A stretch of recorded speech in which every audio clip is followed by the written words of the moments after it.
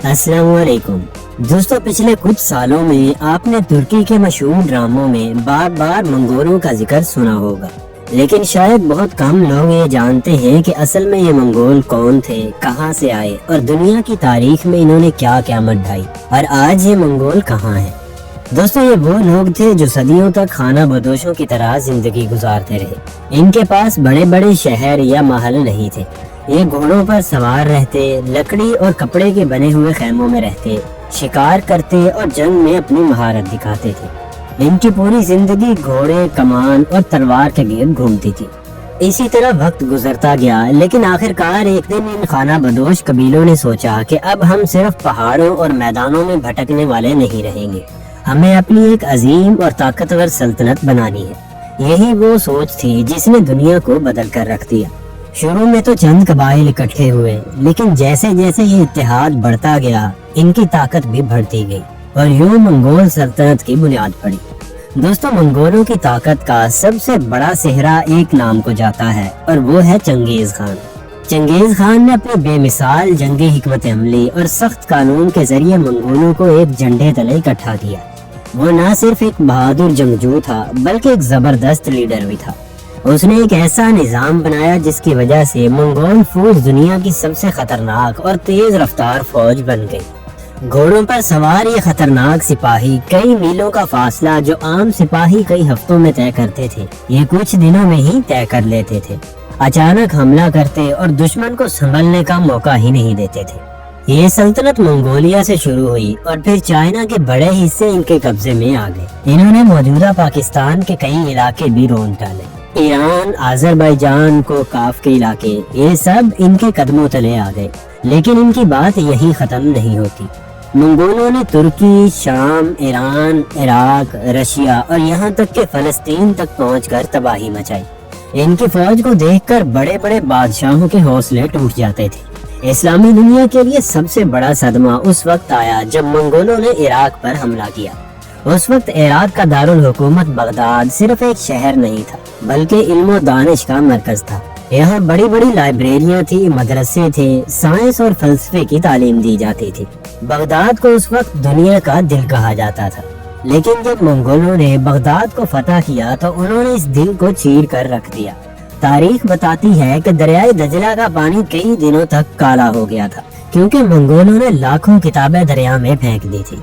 इन किताबों की स्याही पानी में घुलकर दरिया को काला कर गई। लेकिन मंगोलों ने सिर्फ इल्म को ही नहीं जलाया, बल्कि इंसानियत को भी खाक में मिला दिया।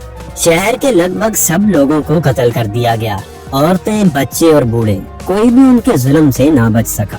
खून की नदियां बहा दी गई, घरों को लूटा गया और आखिर में शहर को मुकम्मल तौर पर आग लगा दी गई। इसके बाद तारीख ने इस वाक़े को सकूत बगदाद के नाम से याद किया और लोग इन मंगोलों को मंगोल आंधी के नाम से याद करने लगे। एक ऐसी आंधी जो जिस जगह से भी गुजरती थी सब कुछ उड़ा कर ले जाती थी और पीछे सिर्फ तबाही छोड़ जाती थी। लेकिन दोस्तों, जैसा कि तारीख गवाह है, हर ताकतवर सल्तनत का उरूज हमेशा के लिए नहीं रहता। इसी तरह वक्त के साथ साथ मंगोलों का जवाल शुरू हुआ। मुसलमान आहिस्ता आहिस्ता उनकी जंगी हिकमत अमली को समझने लगे। कुछ जंगों में मुसलमानों ने उन्हें सख्त नुकसान पहुंचाया और यहाँ तक कि मंगोल सल्तनत के कई बड़े कमांडर इस्लाम कबूल कर गए। इस तब्दीली ने मंगोलों के अंदरूनी इत्तेहाद को कमजोर कर दिया और आखिरकार वही सल्तनत जो एक वक्त में जमीन के सबसे बड़े हिस्से पर हुक्मरानी कर रही थी, 300 साल के बाद बिखर गई और तारीख का हिस्सा बन गई। आज हम इन्हीं खतरनाक मंगोलों की सरजमीन की सैर करेंगे, जिसे हम मंगोलिया के नाम से जानते हैं। लेकिन दोस्तों, इस मुल्क का ऑफिशियल नाम मंगोलिया नहीं है, बल्कि इसका ऑफिशियल नाम है मंगोल उलस। इस मुल्क का दारुल हुकूमत है उलान बाटर। ये मुल्क दुनिया के सबसे बड़े मुल्कों में शुमार होता है, लेकिन इसकी आबादी बहुत कम है। मंगोलिया का कुल रकबा तकरीबन 15,54,000 मुरब्बा किलोमीटर है और रकबे के लिहाज से ये दुनिया का 18वां सबसे बड़ा मुल्क है। दोस्तों, दिलचस्प बात यह है कि इतना बड़ा मुल्क होने के बावजूद यहाँ की कुल आबादी पाकिस्तान के एक बड़े शहर से भी कम है। यहाँ की कुल आबादी सिर्फ 3.5 मिलियन है। इस आबादी की वजह से दुनिया में मंगोलिया का नंबर 128 पर आता है।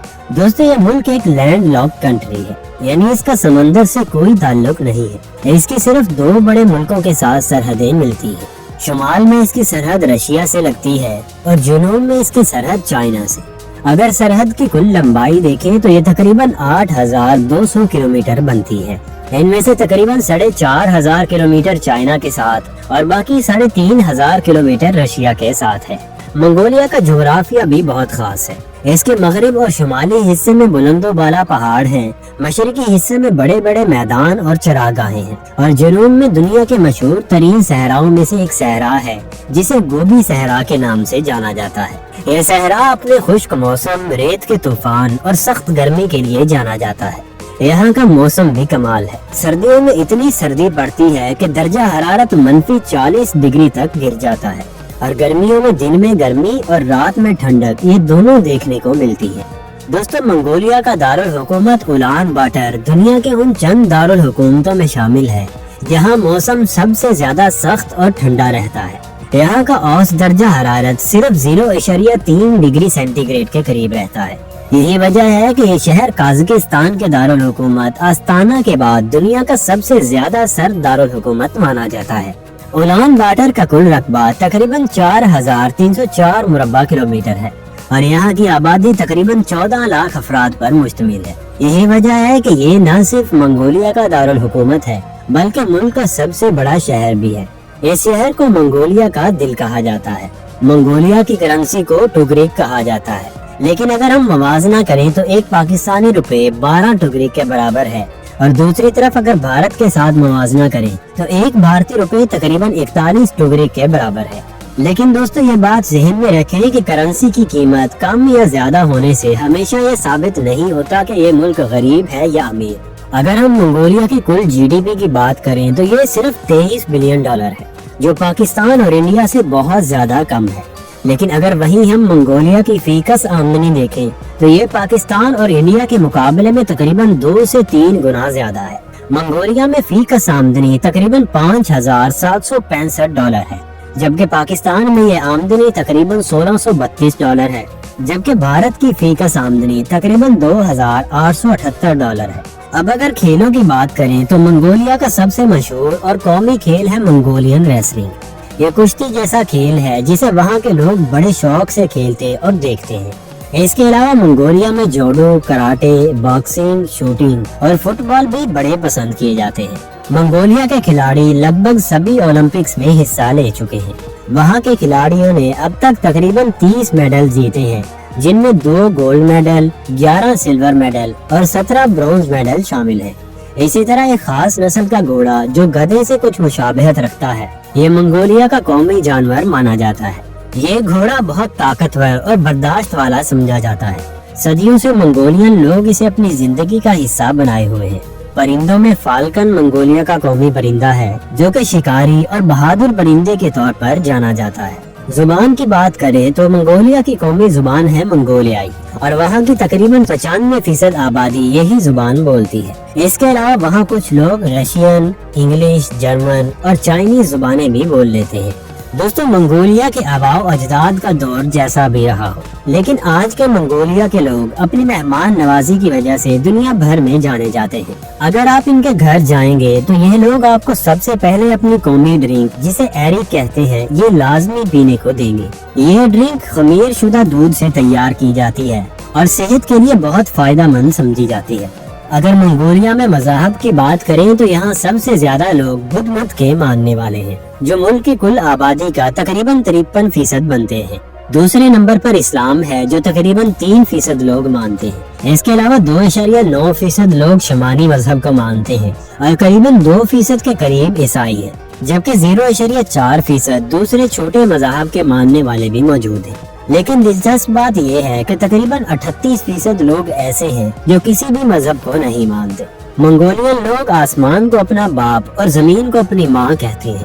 دوستو، وقت کے حساب سے منگولیا پاکستان سے تقریباً 3 گھنٹے آگے ہے، اور وہیں اگر فاصلے کی بات کی جائے تو منگولیا اور پاکستان کے درمیان یہ فاصلہ تقریباً 3000 کلومیٹر بنتا ہے۔ دوستو، منگولیا ایک ایسا ملک ہے جہاں بچوں کو بہت زیادہ پیار اور ان کو بہت زیادہ اہمیت دی جاتی ہے۔ यहाँ पर ये माना जाता है कि जितने ज्यादा बच्चे उतनी ज्यादा इज्जत। यहाँ पर औसतन हर जोड़े के पास तकरीबन 3 से 4 बच्चे होते हैं और खास तौर पर वो माएँ जिनके पास 5 या उससे ज्यादा बच्चे हों, उनको माशरे में बहुत ज्यादा इज्जत दी जाती है। इस मुल्क की जिंदगी ज्यादातर जानवरों पर इन्हिसार करती है। यहाँ 5 बड़े जानवर पाले जाते हैं जिनमें भेड़, बकरियां, गायें, ऊंट और घोड़े शामिल हैं। लेकिन आप ये सुनकर हैरान रह जाएंगे कि मंगोलिया में सिर्फ घोड़ों की तादाद इंसानों से तकरीबन 13 गुना ज्यादा है और भेड़ बकरियां इंसानों से तकरीबन 30 गुना ज्यादा हैं। यहाँ के लोग चरागाहों में भेड़ बकरियां पालकर अपनी जिंदगी गुजारते हैं और यही भेड़ बकरियां मंगोलिया की मईशत का सबसे बड़ा सहारा भी है। तो दोस्तों, ये था आज का हमारा मंगोलिया का एक शानदार सफर। अगर आपको ये सफर अच्छा लगा हो तो हमारी हौसला अफजाई के लिए वीडियो को लाइक करके चैनल को सब्सक्राइब जरूर कर लें। मिलते हैं अगली वीडियो में एक नए मुल्क के शानदार सफर के साथ। तब तक के लिए अल्लाह हाफिज।